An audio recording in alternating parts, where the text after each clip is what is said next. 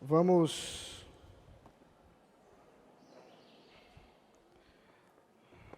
concluir nossos estudos. O ano que vem, meus irmãos, nós teremos escola dominical, mas teremos salas. Não será apenas essa sala como temos feito, né, classe única, mas teremos várias classes. Daí no ano que vem a gente comunica com mais detalhes como é que vai ser isso. Por hora, a gente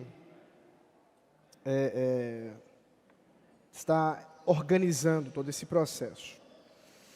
Meus irmãos, eu preciso, então, começar com um pedido de desculpas, porque eu não vou conseguir terminar Apocalipse, pelo menos não como eu gostaria. Nós vamos terminar o capítulo 20, de fato. Eu vou fazer um breve comentário do capítulo 21 e 22, mas não vou conseguir falar dele com mais cuidado, como havíamos feito com relação aos outros capítulos.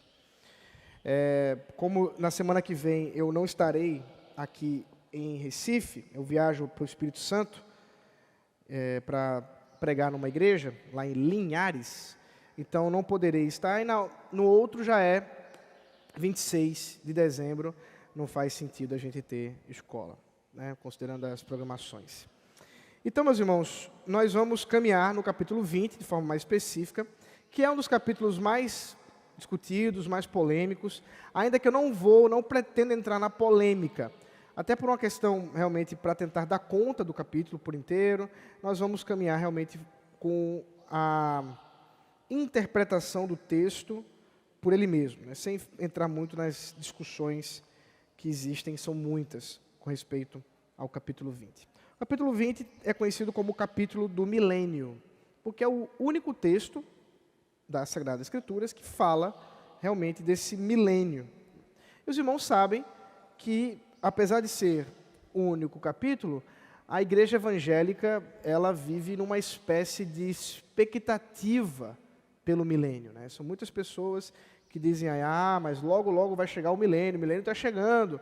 E vocês já devem ter ouvido isso. E eu já falei para vocês, mas não basta uma vez só, né? Nunca é suficiente. A nossa visão a respeito do milênio é um pouco diferente. Nós entendemos que o milênio ele já está sendo cumprido, né? Nós já estamos no milênio, a partir de vários outros textos, inclusive de Apocalipse, que já observamos. Mas quando vemos, portanto, o capítulo 20, nós estamos tratando de um momento histórico que se estende na chamada Era da Igreja. O capítulo 20, portanto, deve ser olhado como uma descrição desse momento histórico que envolve a morte, ressurreição e ascensão de Cristo até a sua segunda vinda com o juízo final. Então, esse é o capítulo 20. Nós já temos visto que o livro de Apocalipse é um livro de recapitulações. Então, ele está sempre voltando ao tema e já por algumas vezes observamos as questões relacionadas aos tempos históricos e como devemos olhar a partir das lentes das visões de João. Agora, o capítulo 20 nos ajuda a compreender algumas questões relacionadas mais específicas, especialmente na dinâmica entre Deus, a igreja e os poderes demoníacos. É exatamente o que trata o capítulo 20. Então, vamos lá ver o resumo que o Greg Beale faz sobre o capítulo 20. Ele diz o seguinte: o milênio é inaugurado durante a era da igreja, enquanto Deus limita os poderes sedutores de Satanás, e os cristãos falecidos são vindicados e reinam no céu. O milênio é concluído por um ressurgimento sedutor de Satanás contra a igreja e pelo juízo final. Então, vamos fazer a leitura do texto. Eu vou lendo aos poucos e nós vamos fazendo a exposição. Antes disso, vamos fazer uma oração, que eu já ia me esquecendo de pedir a Deus por que nos ilumine nesse momento. Obrigado, Senhor, pela Tua palavra, por esse momento de instrução, que o Senhor nos ajude a compreender esse texto, que tem sido debatido durante os séculos, mas que possamos compreender aquilo que é fundamental para a nossa fé hoje. Em nome de Cristo Jesus, amém. Então, Apocalipse 20, verso 1 a 3, diz assim: Então, vi descer do céu um anjo que tinha na mão a chave do abismo e uma grande corrente. Ele segurou o dragão, a antiga serpente, que é o diabo, Satanás, e o prendeu por 1000 anos. Lançou-o no abismo, fechou e pôs selo sobre ele, para que não mais enganasse as nações, até se completarem os 1000 anos. Depois disso, é necessário que ele seja solto por um pouco de tempo. Então, vamos lá. Aqui nós encontramos a visão de João, que está relacionada com aquilo que já vimos no capítulo 17, 18, 19, que diz respeito à guerra, essa batalha cósmica em que o Cordeiro tem contra os inimigos do Cordeiro, as hostes demoníacas e malignas, e de forma mais específica, a grande Babilônia. Então, essa imagem agora, mais uma vez, se apresenta para João, e ele passa a contemplar essa batalha de forma mais estendida. Ela não diz respeito apenas ao fim dos tempos, mas ela diz respeito a um grande período chamado de 1000 anos. Esse nome dado, 1000 anos, o milênio, ele, como todo o livro de Apocalipse, ou pelo menos boa parte dele, é simbólico. Como podemos compreender esses 1000 anos? Como eu disse a vocês, a história da igreja tem interpretado de muitas maneiras. Há aqueles que entendem que esses 1000 anos, sendo literais, referem-se a um período futuro da igreja, quando o Senhor Jesus dará à igreja a vitória contra Satanás, através, portanto, desses 1000 anos de reinado de Jesus, o reino de Jesus, que ainda está para vir, e, portanto, nesse final do reino, finalmente haverá uma extirpação dos poderes demoníacos. Um outro grupo diz que a igreja é a força propulsora desse milênio e que o milênio ele se instaurará quando a igreja alcançar um certo momento histórico e a igreja reinará até que finalmente o Senhor Jesus volte e finalize com toda a história. Então essa é a diferença entre o pré-milenismo e o pós-milenismo. O pré-milenismo é aqueles que acreditam na volta de Cristo e o início do reino. O pós-milenismo é aqueles que acreditam no reino estabelecido e a volta de Cristo no final desse milênio, por isso pós. Mas a posição que temos adotado é a chamada amilenista, ainda que o nome não seja justo, porque os amilenistas não dizem que o milênio não existe, eles apenas entendem que o milênio já está realizado, ou já está se realizando. Por isso que muitos preferem chamar essa posição de milenismo realizado ou coisa do tipo. O ponto que a gente observa no versículo de 1 a 3 é exatamente a inauguração desse milênio. Como eu já disse a vocês, nós estamos recapitulando essa história e agora vemos um anjo que desce do céu e ele tem a chave do abismo. Essa chave do abismo já foi falada outras vezes no livro de Apocalipse. Por exemplo, no capítulo 1, versículo 18, fala que Jesus é aquele que tem a chave do inferno, aquele que tem a chave da morte e do inferno. Em outros momentos, no capítulo 6, capítulo 7, nós também vemos o Senhor Jesus com aquele que tem a chave do abismo, ou do poço do abismo. Tudo isso diz respeito à mesma realidade, a uma realidade espiritual de autoridade. A gente precisa lembrar que nós estamos diante de um símbolo e, portanto, não existe nenhuma chave literal, um chaveiro que você vai lá fazer uma cópia. Você não tem como fazer a cópia da chave do abismo, tá? Então, o que nós temos aqui? Nós temos um simbolismo de autoridade. Jesus é aquele que tem autoridade sobre a morte e sobre o inferno. Ele é aquele que tem autoridade sobre o abismo, sobre um lugar em que ele mesmo coloca a Satanás e a besta, nós vamos ver daqui a pouco. Jesus fala sobre isso quando em Mateus capítulo 12, versículo 29, Marcos 3, 27, ele trata do valente. É um texto meio curioso, assim, Jesus se comparando a um ladrão. Ele se compara ao ladrão. Vejam lá, Mateus 12.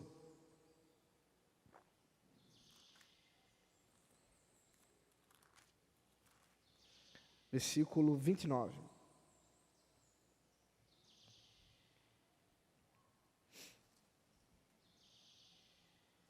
Então vamos ler a partir do versículo 25. Jesus está respondendo aos fariseus que acusavam Jesus de expulsar demônios pelo poder de Beelzebu, pelo poder do próprio diabo. Jesus responde: mas Jesus, sabendo o que eles pensavam, disse-lhes: todo reino dividido contra si mesmo ficará deserto, e toda cidade ou casa dividida contra si mesmo não subsistirá. Se Satanás expulsa Satanás, está dividido contra si mesmo. Como então o seu reino subsistirá? E se eu expulso os demônios por Beelzebu, por quem os filhos de vocês os expulsam? Por isso, eles mesmos serão os juízes de vocês. Se, porém, eu expulso os demônios pelo Espírito de Deus, certamente é chegado o reino de Deus sobre vocês. Ou, como pode alguém entrar na casa do valente e roubar-lhe os bens, sem primeiro amarrá-lo, e só então saqueará a casa dele? Então perceba que Jesus está unindo o tema do reino de Deus sendo inaugurado, e ele diz: o reino de Deus é chegado sobre vocês. Por quê? Porque eu expulso demônios. A condicional é: se é verdade isso, então é chegado. E é verdade, sim. Né? Então, a gente pode afirmar que sim, é verdade. Ele expulsa demônios. Então, se é verdade que ele expulsa demônios, é chegado o reino de Deus. E ele conclui: é chegado por quê? Porque o valente foi amarrado. E quem é esse valente? Bom, no contexto aqui, o valente é o próprio diabo. O diabo foi amarrado por Jesus. Então, essa descrição que Jesus traz do valente sendo amarrado é a mesma descrição que João vê de forma bem diferente, mas é a mesma ideia, agora aqui, quando a chave do abismo é trazida e o dragão, que é chamado inclusive de diabo, de serpente e do próprio Satanás, é preso por 1000 anos. Então perceba que há uma conexão entre a inauguração do reino de Deus e o estabelecimento desses 1000 anos. Agora, o que significa essa prisão? O apóstolo Paulo trata dessa mesma temática em Colossenses capítulo 2, versículo 15, quando fala do despojamento dos poderes demoníacos. As hostes demoníacas, os espíritos demoníacos que, juntamente com Satanás, passavam a enganar as nações, agora foram presos. Agora foi tirado do poder deles, né, eles foram despojados de poder. Veja o versículo 3, porque é por isso que eles foram presos.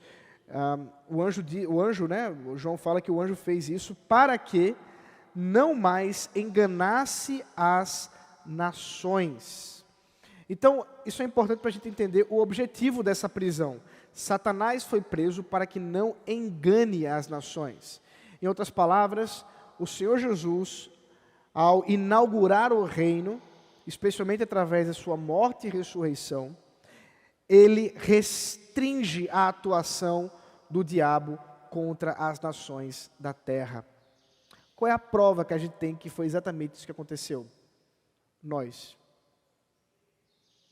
estamos aqui.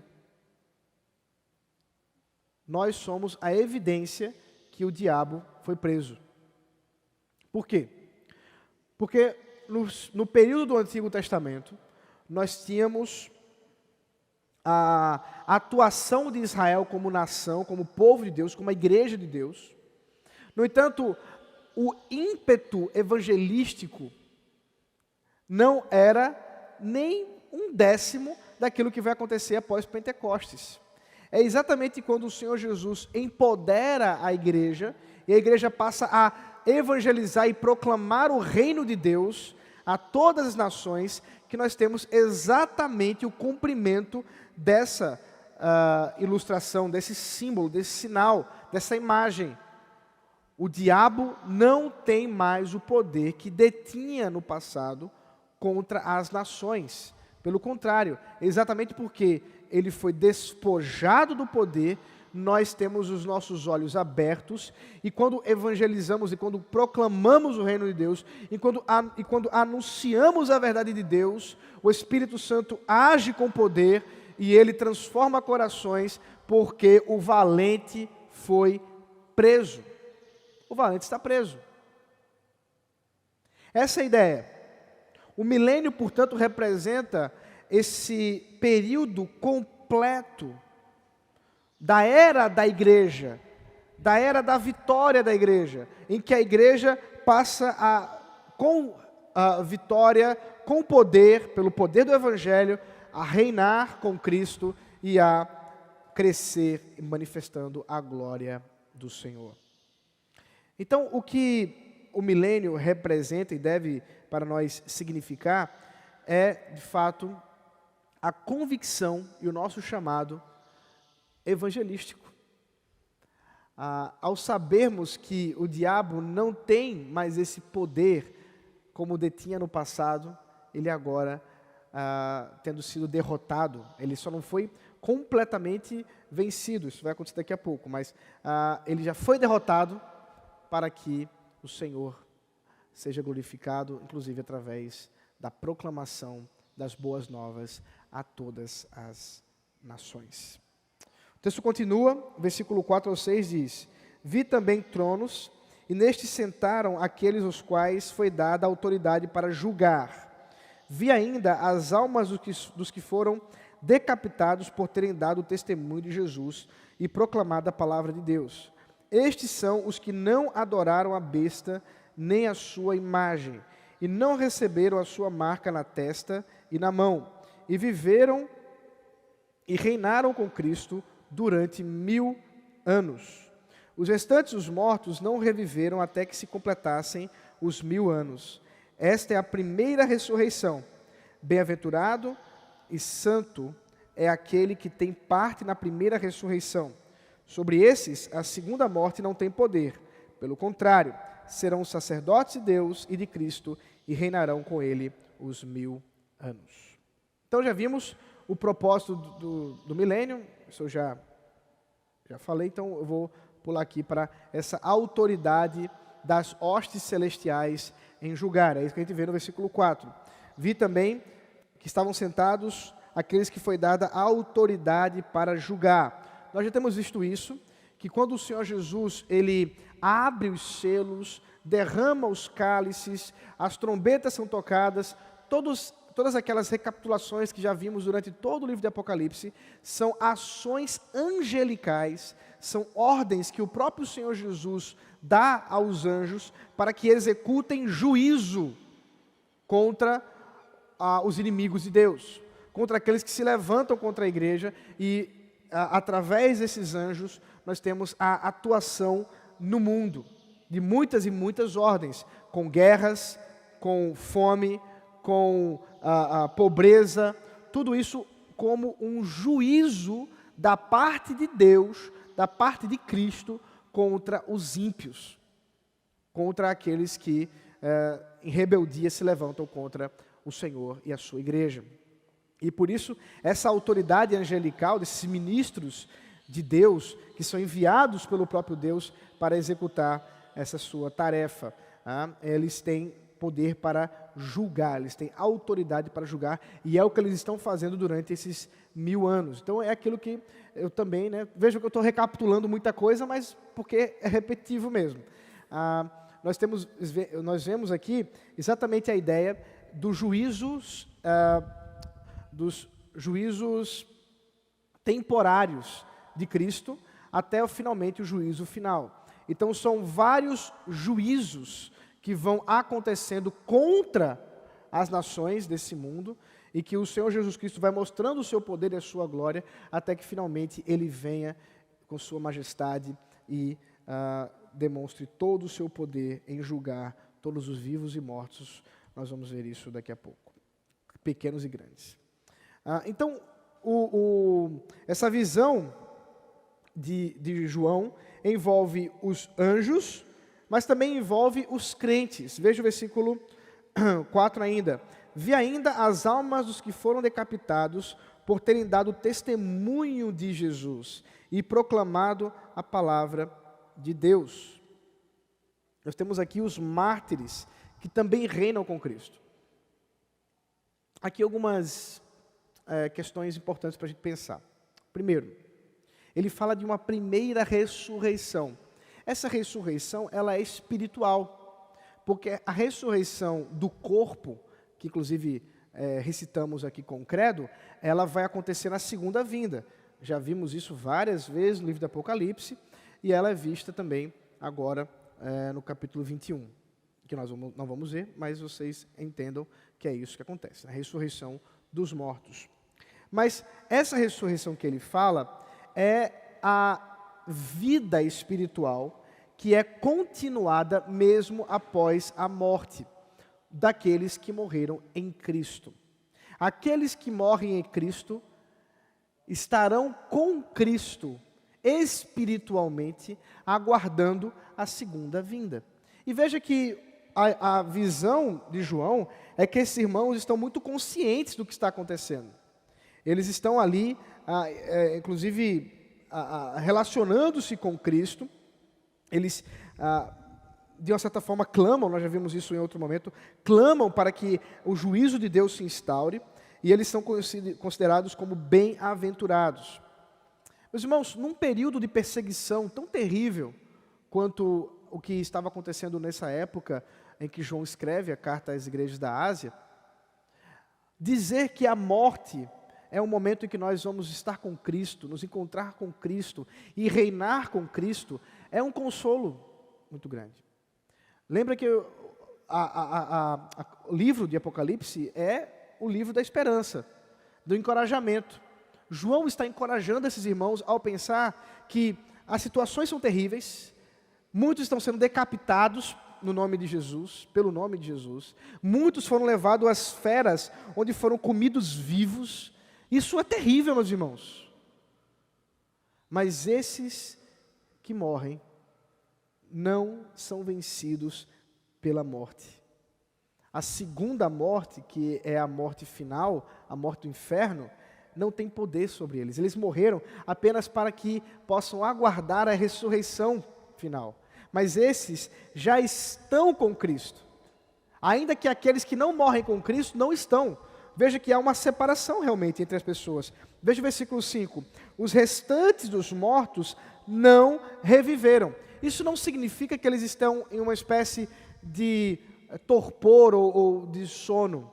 Isso significa apenas que a vida desses não é a mesma vida daqueles que ressuscitaram, assim como não será quando eles vão receber a segunda morte, que é o inferno. Então, daqui nós podemos extrair, por exemplo, que aqueles que morrem fora de Cristo, eles já iniciam a padecer os seus sofrimentos de juízo espiritual imediatamente.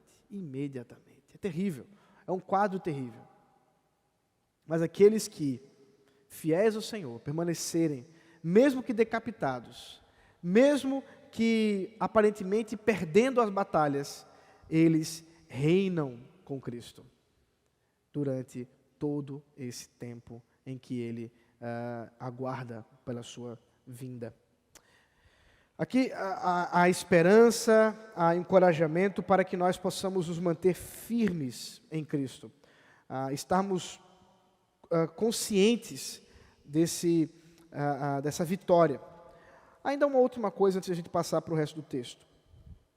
Esse é o texto que a Igreja Católica Romana se baseia para fundamentar a intercessão dos santos, além de outros textos de Apocalipse, com a ideia de que esses santos que morreram com uma dignidade, eles podem, portanto, por estarem exatamente despertados, estarem acordados, eles têm alguma interferência na vida da igreja. Ainda que seja verdade que os nossos irmãos que morreram em Cristo estejam lá em Cristo e possam até mesmo, dá para imaginar a partir do livro de Apocalipse, ter alguma consciência do que está acontecendo aqui conosco, dá para ver isso em alguns lugares do livro de Apocalipse, isso jamais significará que há da parte deles qualquer mérito intercessório, qualquer ordem da parte de Deus para que possamos rogar a qualquer um deles qualquer benefício ao nosso respeito, porque simplesmente eles não detêm poder para isso. Não detêm poder para isso.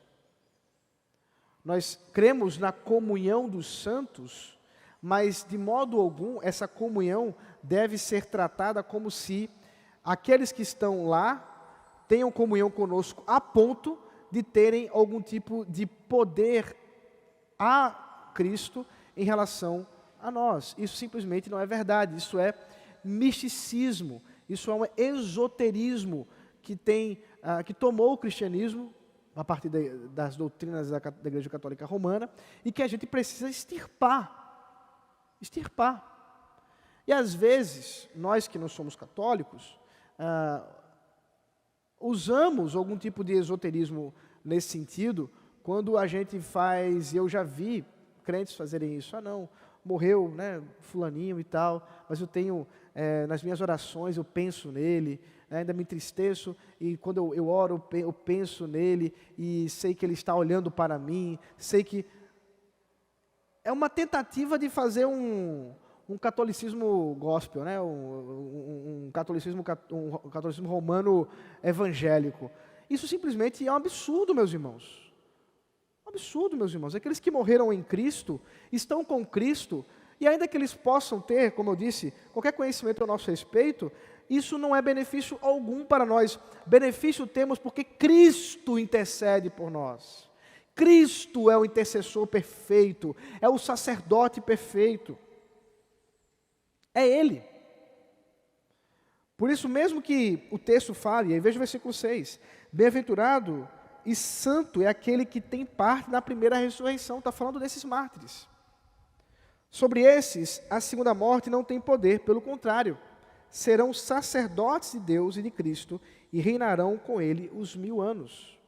Ainda que nós estejamos vendo eles sendo chamados de sacerdotes, esse sacerdócio não diz respeito de modo algum a qualquer intercessão para além do próprio Senhor Jesus Cristo. De modo algum. De modo algum.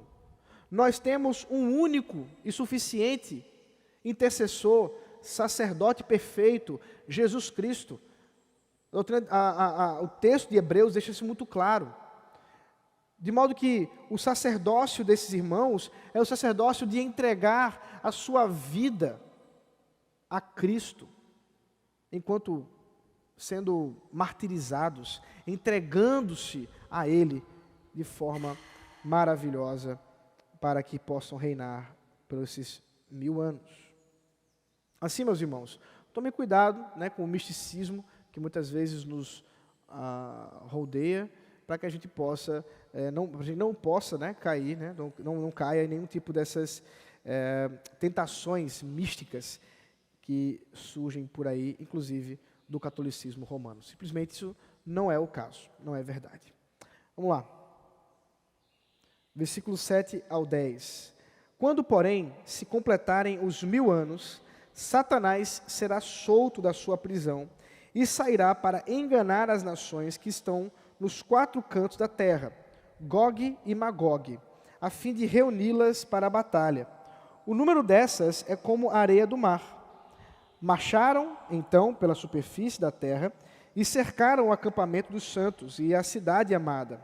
Porém, desceu fogo do céu e os consumiu. O diabo, que os tinha enganado, foi lançado no lago de fogo e enxofre, onde já se encontram a besta e o falso profeta, e serão atormentados de dia e de noite para todo o sempre. Então, mais um pouco sobre esse milênio. O texto nos fala que quando completar esse tempo, que simbolicamente é chamado de milênio, haverá um momento em que Satanás terá algum tipo de poder maior do que detém hoje.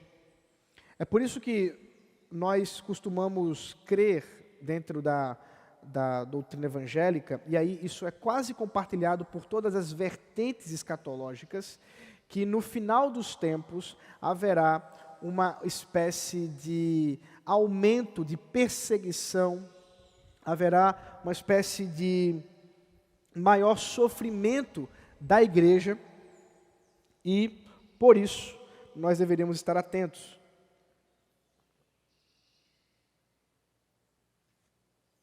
A estes sinais, porque poderemos saber que o dia se aproxima. É verdade também que muitos períodos da história da igreja houve esse momento em que a perseguição aumentou, depois ela voltou a diminuir. Aumentava, voltou a diminuir. Eu acho que nós estamos em um desses momentos de aumento das perseguições e estamos nos aproximando de algum tipo de pico, de clímax de perseguição.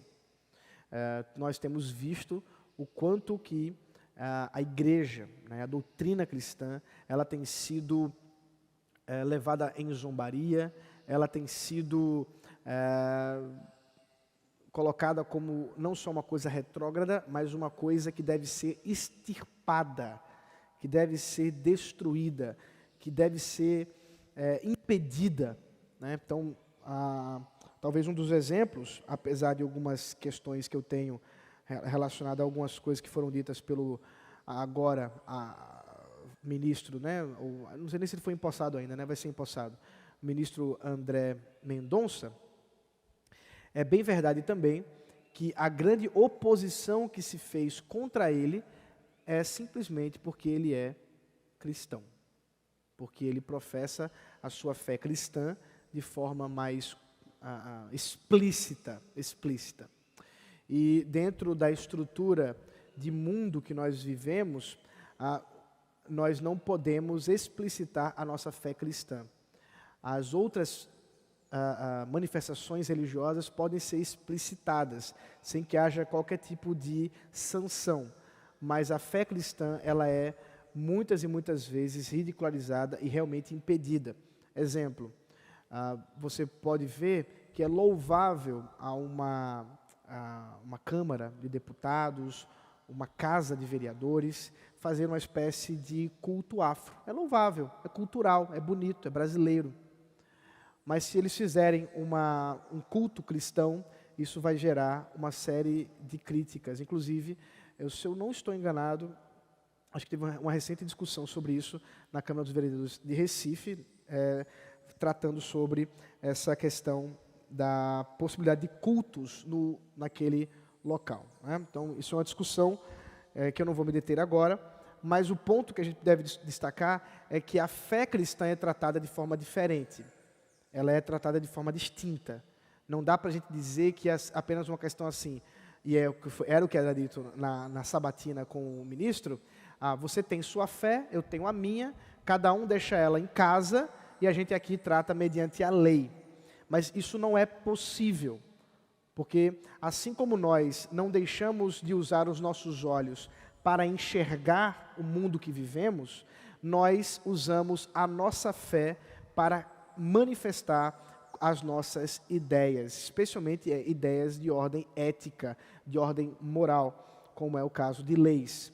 Então, é inevitável que a fé esteja sendo usada, né, entre aspas aqui. Então, o que na verdade estava se dizendo deixe a sua doutrina cristã, as suas ideias fundamentadas na palavra de Deus, na história da igreja, em casa, e aqui você precisa usar as doutrinas da fé que nós professamos aqui no palácio, né, na lei, através da Constituição, que é a fé secular, que é a fé em que Deus não interfere nesse mundo, que não há nenhum tipo de relacionamento entre o homem e Deus e todo o secularismo que está envolvido com relação a isso. Quer fazer uma pergunta? Quem comigo não ajunta, espalha. Isso. Então, a gente pode pensar, nesse caso, que o que a gente vê é que essas pessoas estão dispostas a aceitar ideias religiosas, contanto que elas não sejam cristãs. Cristãs. Isso é o que tem acontecido em nossos dias. Por isso, a minha suspeita de que nós estamos entrando em mais um desses clímaxes. Pode ser o último? Pode. Já disse a vocês isso. Mas não garanto. Tá? Não me foi dado essa revelação. E se vocês ouviram o que diz que tem, vocês corram ou jogam uma pedra. Então o texto fala desse momento final em que Satanás, ele detém novamente o seu poder, ele é solto, e agora ele ajunta um povo para se reunir contra a igreja, para se reunir contra Deus. E eles marcham contra o Senhor, porém, enquanto eles estão fazendo isso, eles são consumidos pelo fogo.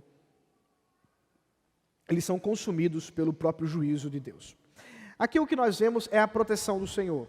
A gente já viu isso em outros momentos, mas vale a pena lembrar. Nesses momentos finais de grande perseguição da igreja, seja nesses clímaxes que eu estou mencionando, ou nesse último grande clímax que deve estar se aproximando cada vez mais, a igreja sofre muito. Sofre muito. São momentos em que ser fiel ao Senhor é tarefa muito, muito difícil. E meus irmãos, como pastor de vocês, eu preciso lembrá-los disso. Nós estamos vivendo momentos em que ser fiel ao Senhor não é fácil. Houve momentos da história da igreja em que havia uma permissividade, momentos da história da igreja em que havia uma facilidade maior. Ainda que sempre foi difícil ser cristão. Jesus disse, se vocês querem me seguir, vocês serão perseguidos. Isso é fato. Mas é verdade que essas perseguições, elas aumentam. E nós estamos vivendo um período de aumento dessas perseguições. Vocês estão para enfrentar situações de dificuldade no trabalho, de dificuldade com a família, de dificuldade com a justiça. Isso é algo que nos assedia, que está se aproximando de nós cada dia mais, cada dia mais. E é nesses períodos, portanto, que, obviamente, a força satânica aumenta, mas também o Senhor cuida da sua igreja. Deus nunca deixa de cuidar da sua igreja. Deus nunca nos deixa desamparados. Ele sempre está nos protegendo, e Ele, como fogo consumidor, protege a igreja até mesmo nesse momento final. E aí conclui essa parte, né, nos falando desse lançar do diabo e da besta e do falso profeta no lago de fogo. O texto literalmente diz o seguinte: o diabo que os tinha enganado foi lançado no lago de fogo e enxofre, ao mesmo tempo que a besta e o falso profeta, e serão atormentados de dia e de noite para todo sempre. Nossa tradução fala onde já se encontram. Isso é uma questão curiosa, porque o texto grego ele não tem esse verbo, já se encontra, você não tem esse encontrar aí. Os tradutores eles precisam fazer uma opção do que se refere à besta e o profeta. E diante do que estamos vendo, o texto refere-se exatamente ao lançar do diabo no lago de fogo e da besta e o falso profeta, coisa que já aconteceu na visão um pouco antes, no capítulo 19, e eu não vou achar agora de cabeça, mas deixa eu ver aqui se tem...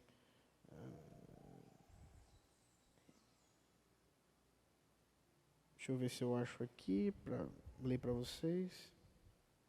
19 e 20. No capítulo 19 e 20 diz assim: mas a besta foi presa e com ela foi preso o falso profeta, que com os sinais feitos diante da besta seduziu aqueles que receberam a marca da besta e eram os adoradores da sua imagem. Os dois foram lançados vivos dentro do lago de fogo, que queima com enxofre. Então, apesar de ser uma visão linear, né, ele está tendo uma visão continuada, nós temos aqui uma repetição do que estava acontecendo anteriormente. Então, mais uma vez, nos é falado sobre esse momento de lançar no lago de fogo a besta e o falso profeta, e agora também o diabo. Lembra que tudo isso, especialmente a besta e o falso profeta, o diabo não, mas a besta e o falso profeta, são instituições espirituais, são entidades espirituais ou sistemas espirituais, e, portanto, não se refere especificamente a um indivíduo, ainda que um indivíduo possa encarnar isso, mas se refere a muito mais do que isso, porque nós estamos falando aí do espírito babilônico, nós estamos falando dos governos malignos, dessas autoridades malignas que reinaram durante os séculos e que agora são julgados e levados para o lago de fogo, onde eles serão atormentados de dia e de noite para todo sempre. Nunca é demais lembrar que o diabo não é o rei do inferno, né? Apesar da literatura pagã e literatura cristã, em alguma medida, muitas vezes representarem o diabo como se estivesse num trono reinando sobre o inferno, isso não é verdade, isso não está na Bíblia. Pelo contrário, o diabo é lançado no lago de fogo, o inferno, onde ele será atormentado para todo o sempre. O diabo não é o dono do inferno, não é o rei do inferno. O rei do inferno é Jesus Cristo. Ele reina ali como ele reina em todos os lugares do mundo. O texto termina falando sobre o juízo final, mais uma vez, né? Vi um grande trono branco e aquele que está sentado nele, e a terra e o céu fugiram da presença dele e não se achou lugar para eles. Vi também os mortos, os grandes e os pequenos, que estavam em pé diante do trono.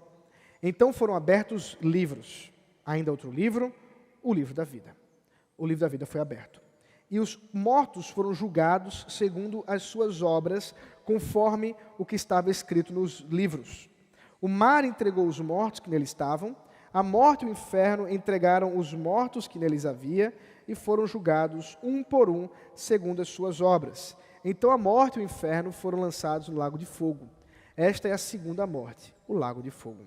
E se alguém não foi achado escrito no livro da vida, esse foi lançado no lago de fogo. Então agora nós temos o juízo final. O grande trono branco que aparece, que surge como um sinal da santidade, da retidão e da justiça de Deus. E Deus, especificamente o próprio Senhor Jesus Cristo, está ali para julgar, e a terra e o céu fogem de sua presença. A sua glória é muito grande, a sua pureza é muito grande, e todos fogem diante dele.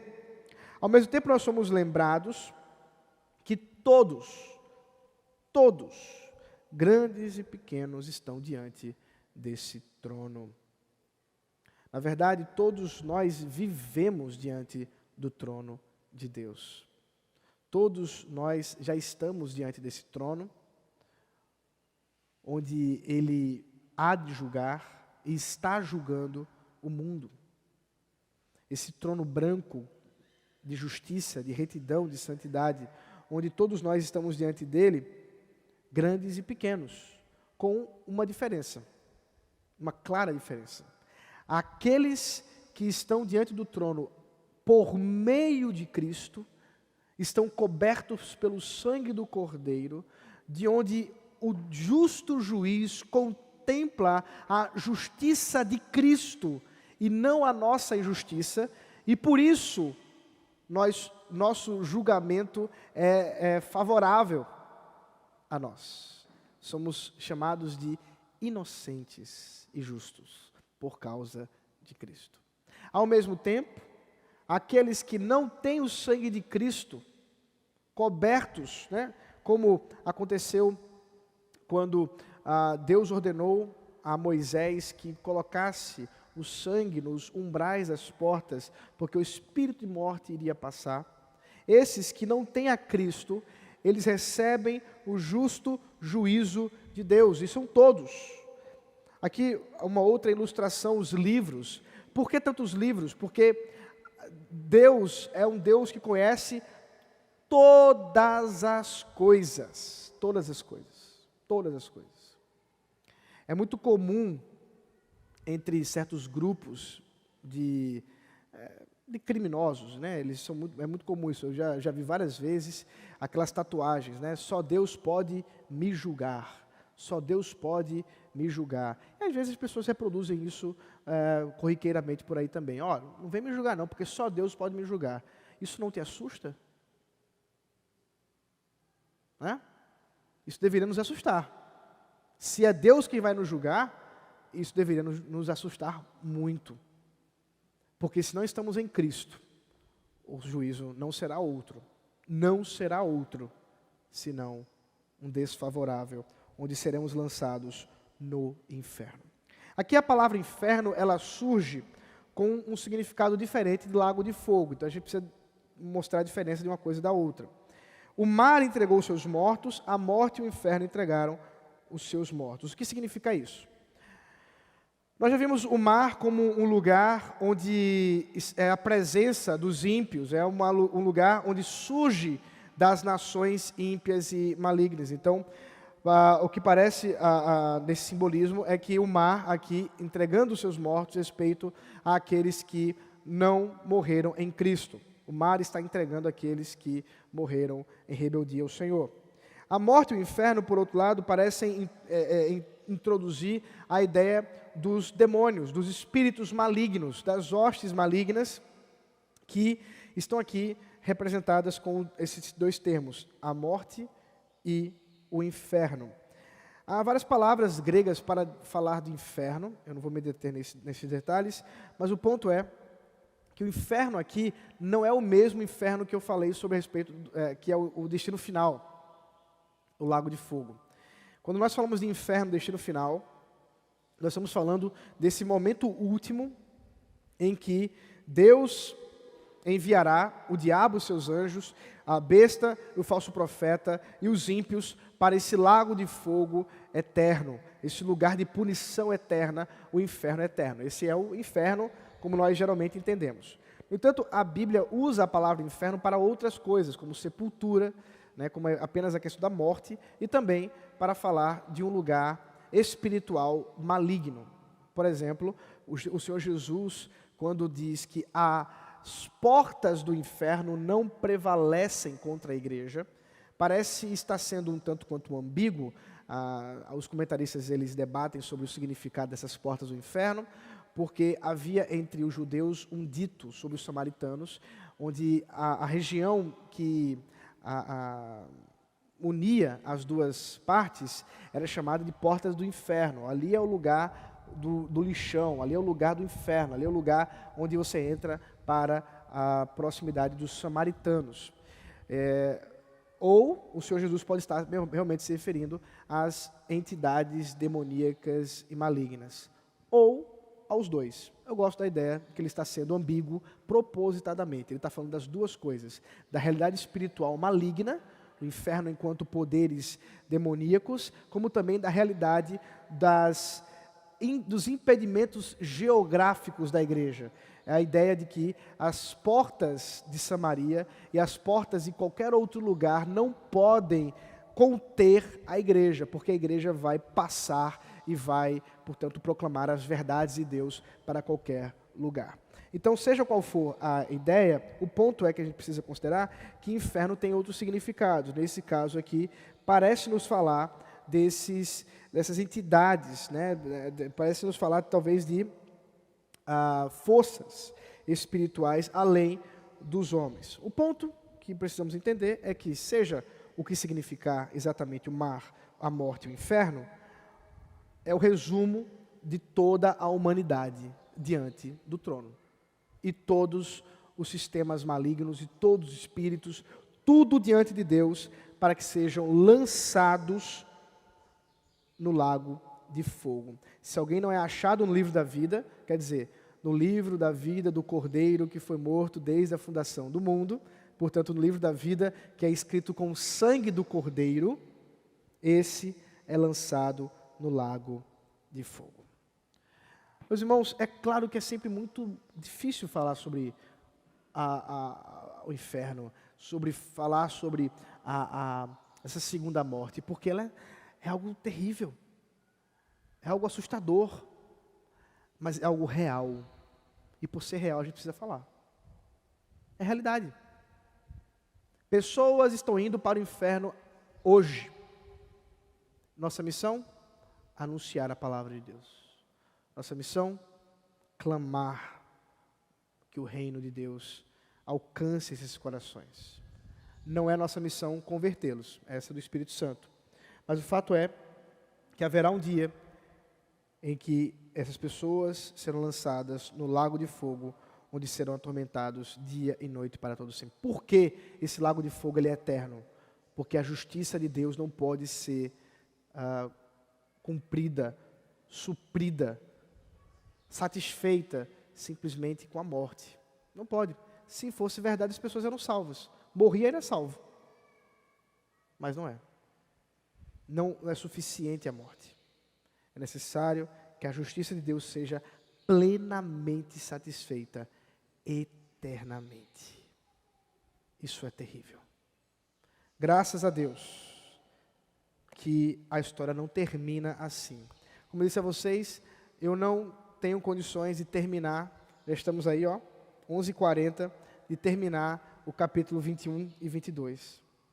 Mas eu tenho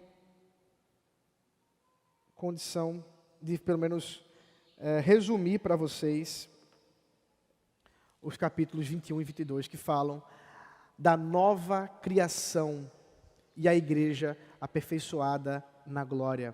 Novos céus e nova terra. Esse é o destino da igreja. Nós estamos aguardando, não o inferno, nós estamos aguardando novos céus e nova terra. Um novo mundo vindouro. A comunidade dos redimidos será completa, perfeita, inviolável, gloriosa, porque a presença gloriosa e consumada de Deus habitará no meio deles para sempre, enquanto os infiéis serão excluídos dessas bênçãos. Os irmãos, o que nos aguarda é a reconstrução desse mundo, a redenção completa desse mundo. Nós habitaremos em novos céus e nova terra.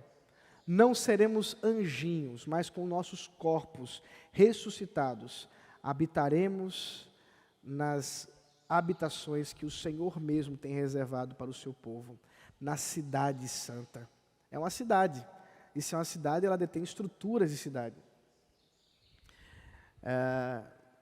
Eu não sei como será, não sei como isso vai acontecer, mas eu sei que será bom, eu sei que será maravilhoso, eu sei que será glorioso, e que todos os sofrimentos desse mundo, todas as tristezas dessa vida, vão ser como nada diante da eternidade com Cristo.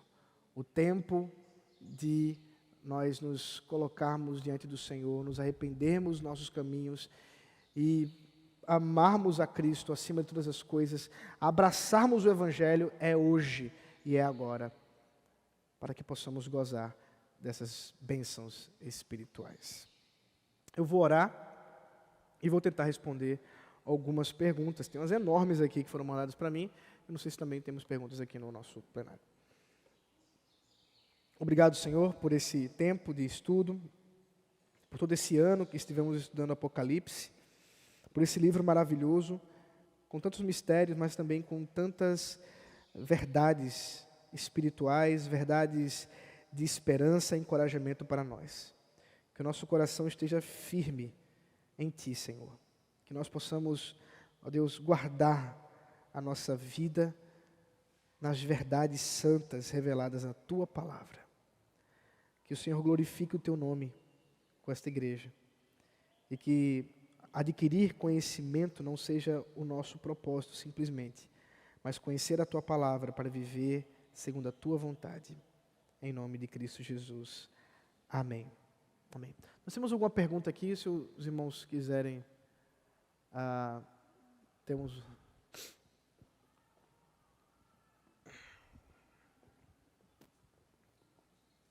Tem ali, ó.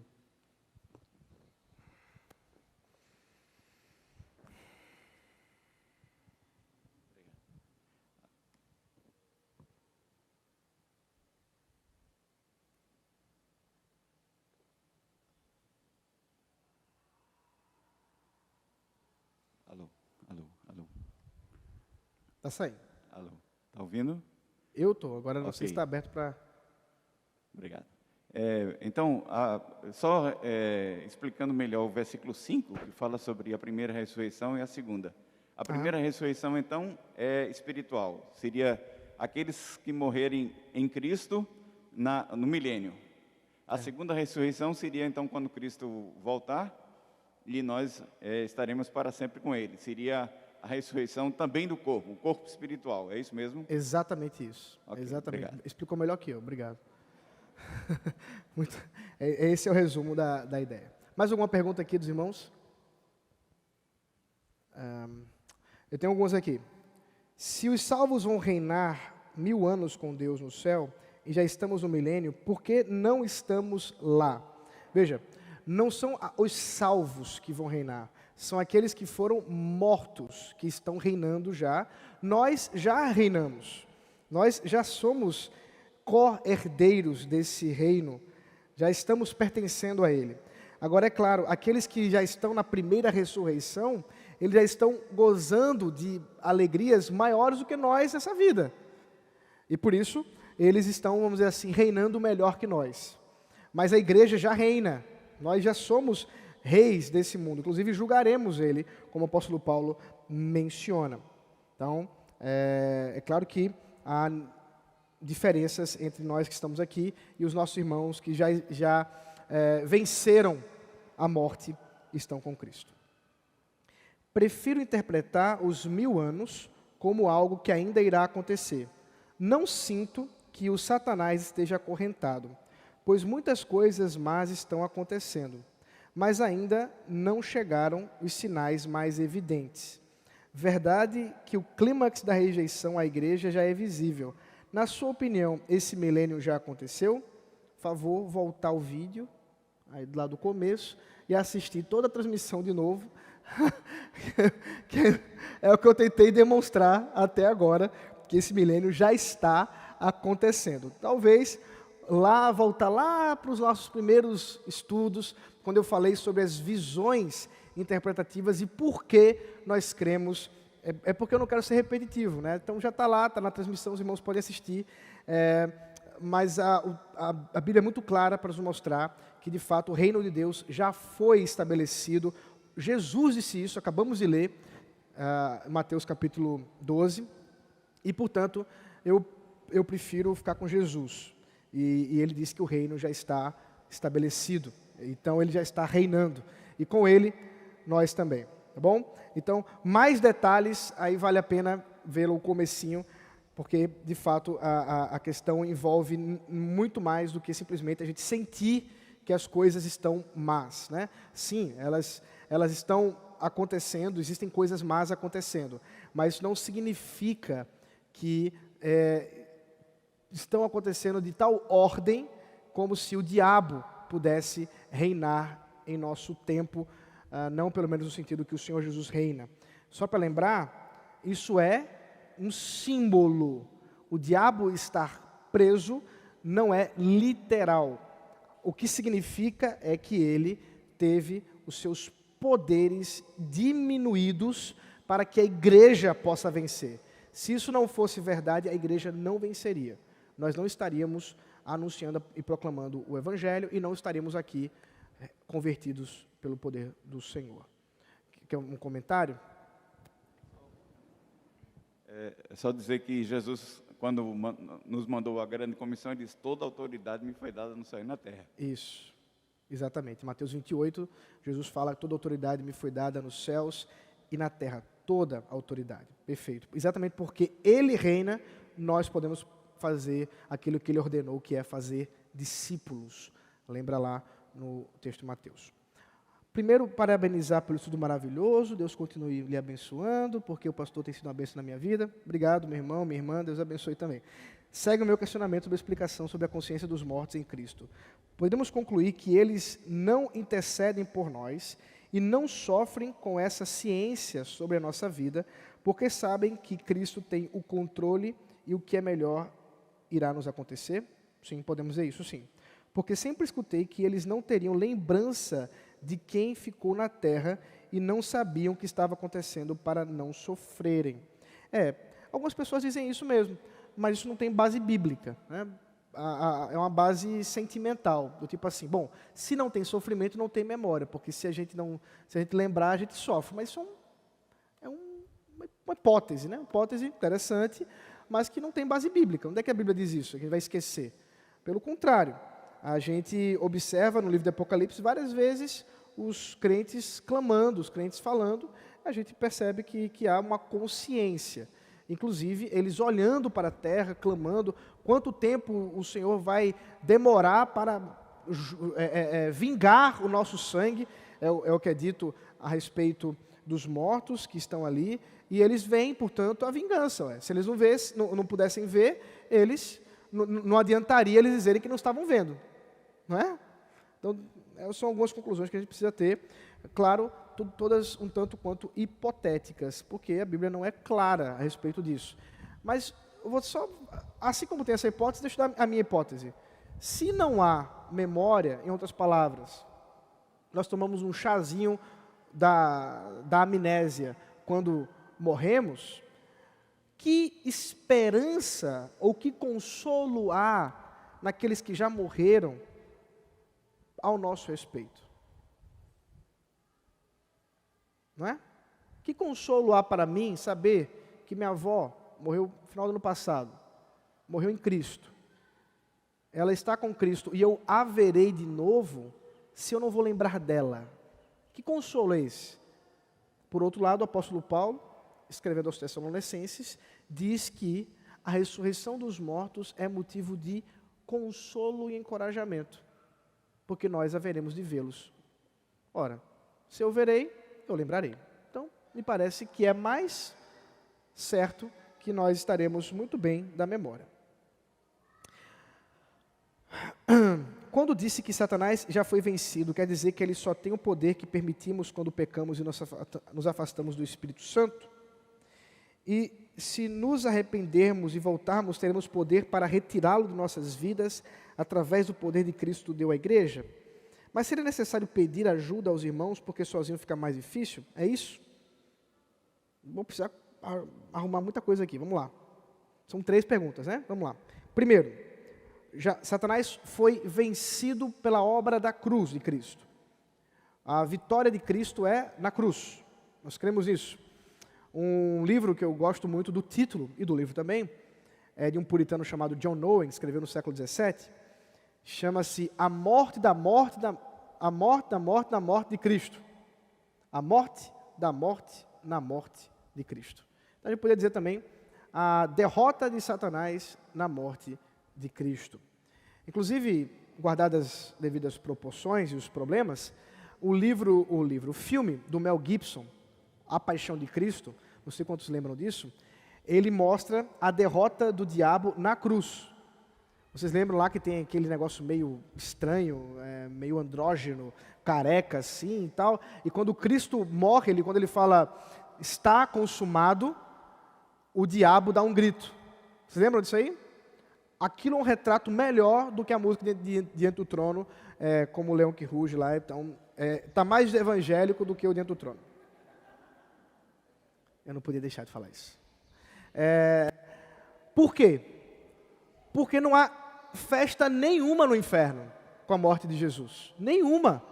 O diabo foi derrotado, porque Jesus disse, está consumado. Ele disse, terminou, acabei.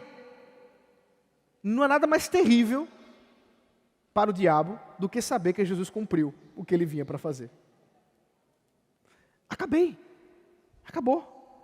Então não tem festa nenhuma no inferno, Jesus não foi lá no inferno tomar as chaves da mão do diabo, porque ele nunca teve. Então, isso já falei para vocês em outros momentos. Mas é preciso lembrar disso. né? Então, de fato, a autoridade, ou melhor, a derrota do diabo tem a ver com a morte de Cristo. Por quê? Porque a partir de Cristo ter vencido, o diabo já está derrotado. A melhor ilustração que as pessoas usam para descrever isso é a Segunda Guerra Mundial. Quando as tropas aliadas venceram na Normandia, as tropas nazistas, a história chamou isso de o dia D. É o dia D? É o dia D, que é o dia da derrota. Mas ainda não era o dia V, porque as tropas nazistas, apesar de derrotadas, não havia mais a menor possibilidade do movimento nazista vencer a guerra. Não, acabou, não tinha mais como. Mas ainda eles não tinham se entregado para a serem presos e serem julgados, etc. E aí, eu não sei exatamente o lapso de tempo, você tem o dia V, o dia D e o dia V. Essa é a melhor ilustração que nós temos em relação a esse momento. Na cruz, nós temos o dia D. O diabo já está derrotado.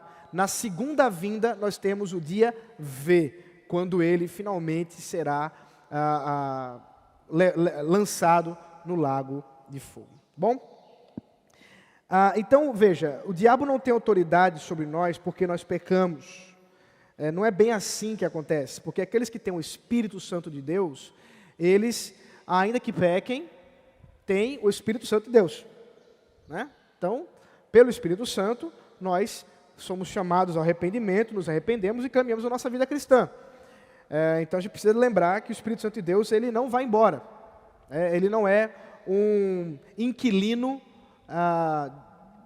que briga com a gente, né? Que brigou. Pelo contrário, o Espírito Santo se apossa de nós, ele é o dono do nosso coração. Então, o arrependimento ele é fundamental para a vida cristã, mas não tem a ver com afastamento do Espírito Santo, tem a ver com entristecimento do Espírito Santo. Ele se entristece, mas não vai embora não. O Espírito Santo, uma vez que entrou, faz morada e acabou. É dele, nós somos dele, é propriedade dele. Fomos comprados com sangue, não tem como voltar atrás não.